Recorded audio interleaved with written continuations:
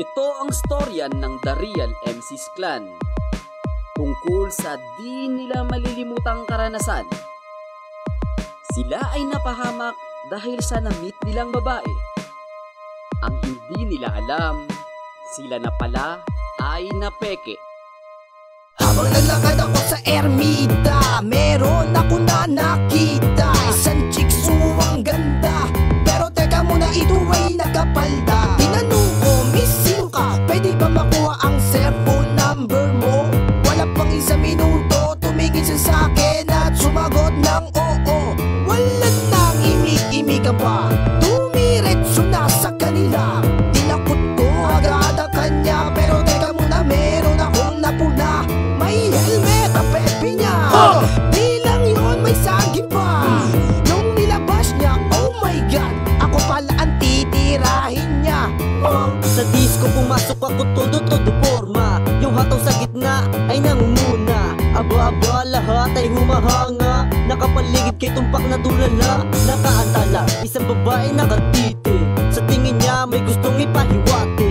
At tumindig, balahibo ko sa batok. Sa lumapit at ako ay inalok. Nang ano? Isama ka naman sa akin sa banyo. Tanong ko agad, girl, o talaga? Di makapangiwala, di ko inaasahan na akitin ako ng babaeng may ganong kagandahan. Di napigilan sa kanya, ako'y sumama. Sa ganda niyang yun, di ko na napigilan pa. Hinalikan ko siya, hinubaran ko siya. Babaeng kay ganda, tangin na may lawit pala. Habang sa reto ay nanggaling sa trabaho, pagod dito kagagaling sa presinto. Siyempre ako ay pauwi na sa akin bahay. Napainom niyaya pa ako ni mamay. Tumagay na tumagay hanggang malasing. Habang sa karinderya meron akong napansin. Ako'y lasing na may nakita binibini. Ang suot niya pula at ito ay spaghetti. Sa pangiti at agad kutong sinundan. At nung inabutan agad kutong sinunggaban. Gilagid sa gilagid, laman sa laman. Gang-sugang at wala nang tigilan. Habang nakinilamas, taas hanggang baba. At pagdating sa gitna mahaba na kaba. Ako'y ginago, dinukot 45. Taratado ka, bakla ka! Niloko mo ba ako? Hindi!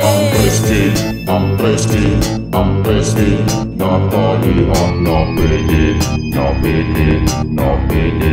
napigil. Ang babae, isang palang lalaki.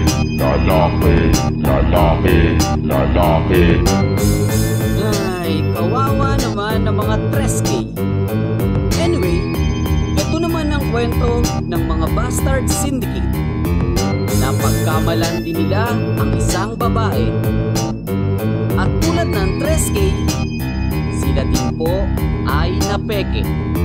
Nagpunta ako dipis dahil di ko na matiis. Kaya't pasok agad sa club para mamigam na ng girlies. Oh wait, bakit ang daming mga wakis? Sige na nga, sexy ka naman ng mga bitch. Uminom ka muna, ang sabi sa akin ng bartender. Sunshot ng bank para wala akong hangover. Mag-over there, nakita ko labas ang tip-pitch. Ang kintab ng legs, sumasayaw doon sa stage. Agad ko siyang nilapitan at sabi ko hello. Sabay pindat at humalik, bigla sa labi ko. Shit, lamas ko ang kanyang puwet. Ang tambok-tambok, kaya ang lagyan ng aking sweat. Parang live show sa stage, sinubo niya ang aking bota. Hawak pa ang itlog at labo na may tuwak-tuwa. Teka lang miss, relax ka lang, ano ba ang iyong name? You can call me Jay. Oh no, I feel so shame. Kung naiinip at ako'y nababago, ako'y lumalabas ng bahay at naglilibot. Anak Nawalin! nang makakaliko ng magaganda at sexing mga bebot. Doon sa may pag-ibot, ang dami-dami nila. Mamimili ka na lang kung sino sa kanila.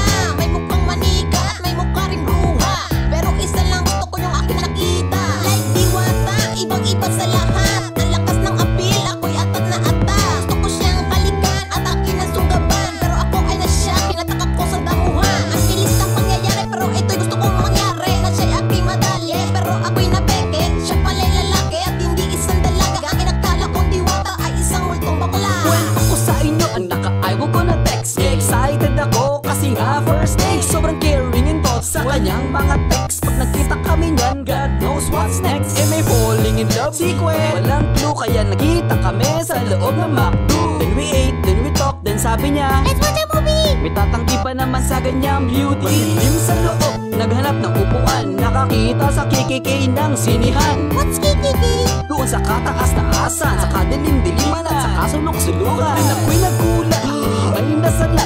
Tigas matampok sa kayong baba nakapaka. Damn, ito ba sa'kin nangyayari? Napasigaw tuloy uuwi ako. Hindi tayo talo pare. Ang gising, natalihan na pwede, ang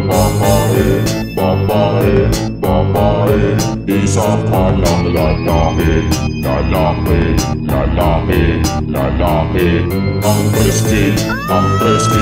ang preski, natalihan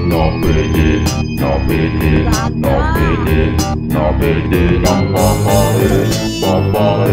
babae, isa pa lang lalaki,